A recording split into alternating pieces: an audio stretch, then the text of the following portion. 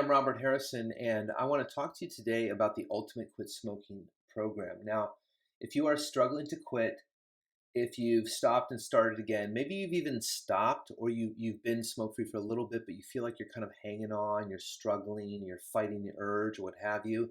Let me tell you what's going on there. What's going on there is a belief that is solidified in your mind that needs to be fixed. And that belief is simple. It is the belief that there's a benefit to cigarette smoke, tobacco, and nicotine. There's a benefit to smoking, okay, in your mind. Now, as long as that benefit's there, then whether you're smoking or not, you're going to miss it. You're going to give it value, give it worth in your mind, and that will always make you susceptible to going back to it anytime, not when you're feeling good or necessarily feeling bad, because it can happen in either time, but any time when you are distracted enough by other things that you're not giving it a lot of energy and a lot of attention to say no to. What that also lets you know is that smoking is still, even if you're not doing it, it's occupying a certain amount of your mind share. So think of like a pie chart, right? And you've got like 100% of your attention every day. How much of your attention do you give to smoking every single day, whether you're smoking or not? Probably, if you're here watching this video, a good amount of your time, I'm guessing at least 25% of your time, okay?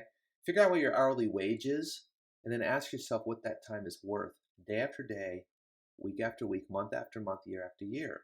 So you're in the right place. Now, my name is Robert Harrison. I have been working full-time as a coach and hypnotist, specializing in smoking, weight loss, and stress for almost 20 years now, since 2002. For a decade before that, I worked still with people puzzles, but in the space of the chronically mentally ill and developmentally disabled. And that's where I did a lot of my learning of hypnosis and neurolinguistic programming and modeling human behavior and understanding psychology and everything I need to know to help move a nervous system from where it is now to where it wants to be. Okay? So when it comes to smoking, here's what I want you to think about. And I'm telling you this for a reason, because most of you that are watching this, if you are a smoker, you have a high need to be free. Now, this will not be all of you, and forgive me for those of you who don't relate to this, but most of you will. And I am much this way as well, where you have this high need to be free. You want to do what you want to do when you want to do it. You do not want to be told otherwise. And it's all about options, options, options. Your whole attitude is give me liberty or give me death. You want to do things your way, like kind of Frank Sinatra. And you hate restriction, limitation, or control. Okay? So what keeps you smoking, there's like a tug of war going on inside. What keeps you smoking is the part of you that doesn't want to be told what to do, that little teenager, that rebellious, I'm going to show you, I'm going to do what I want to do and I want to do it. No one's going to tell me otherwise. You're not the boss of me. You're not my dad. You're not my mom. Don't tell me what to do. That part of you keeps you hooked. And it's not because you want to do the behavior, in this case, which is smoking.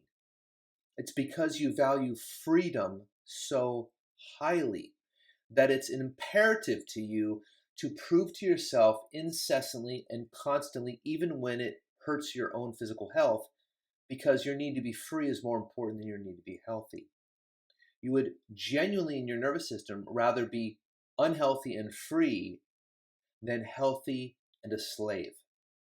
So your nervous system, as long as it perceives smoking as a sign of freedom, it will choose that even over health, which is part of why you're probably here and why this has been a struggle. It was definitely a reason why I struggled with it for so many years before I finally quit. And I've been smoke-free well over 20 years now at this point. Before that, I smoked about a pack and a half to 2 packs a day for about 17 and a half years. So I had a lot of history smoking. I've had a lot of time as a non-smoker. And I'm telling you, it's way better on the other side of this, okay? Now, so here's what happens with a lot of smokers. You start smoking because you want to do what you want to do. No one's going to tell you otherwise. It's all about freedom. And so you smoke and smoke and smoke. Over time, for those of you who have been smoking for a bit, you start to feel the impact. You start to feel the negative effects of smoking. You start to feel like it's weighing you down. It makes you cough.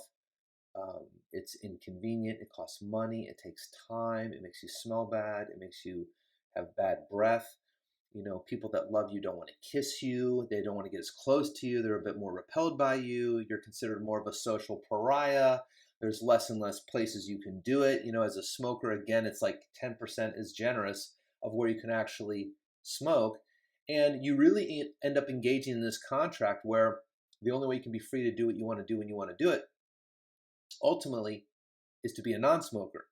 Because as a smoker, you now have given up 90% of your freedom. You only agreed to smoke while simultaneously poisoning yourself and paying someone, a death merchant, in fact, a fee to do so.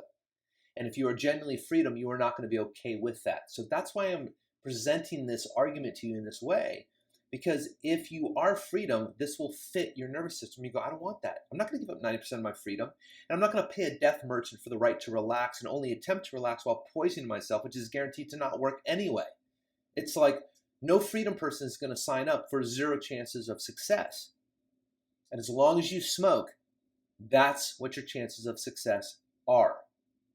Real freedom is, I went to the gas station yesterday. I didn't have any cigarettes. I didn't buy any. And the thought never even occurred to me.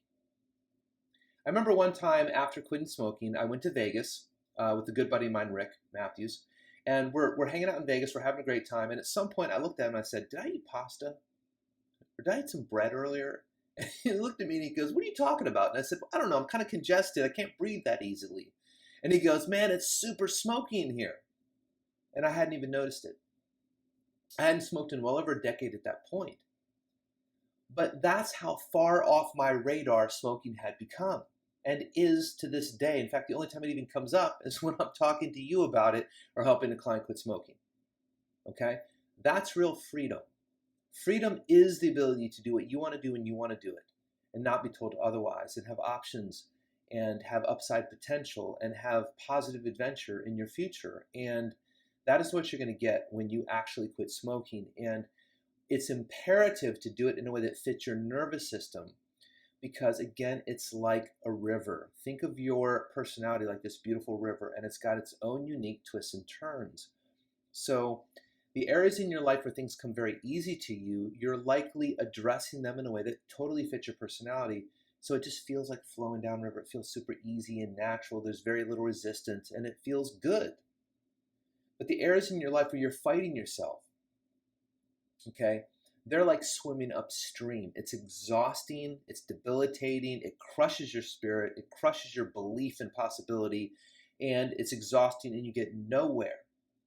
But it's not because the task is impossible, it's simply how you're going about the task. Okay, if I take a wrench that works perfectly fine and I put it on a nut and I turn it in the wrong direction, it will give me the complete opposite result of what I want. Not because it doesn't work, but because I'm using the tool incorrectly.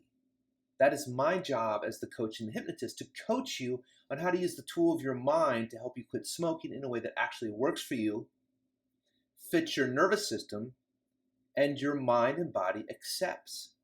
And the proof is in the pudding when you quit and you stop and you can't ever see going back to smoking again, then you know you got the result that you wanted. It's real simple. It's not rocket science.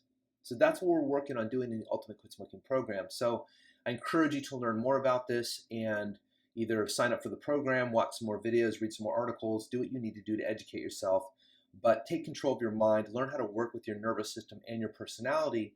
And I think what you'll find is that changing these seemingly impossible, really challenging habits is not so difficult. It's not so challenging at all. In fact, it can be easy. And we can show you how to do that. Okay? So enjoy.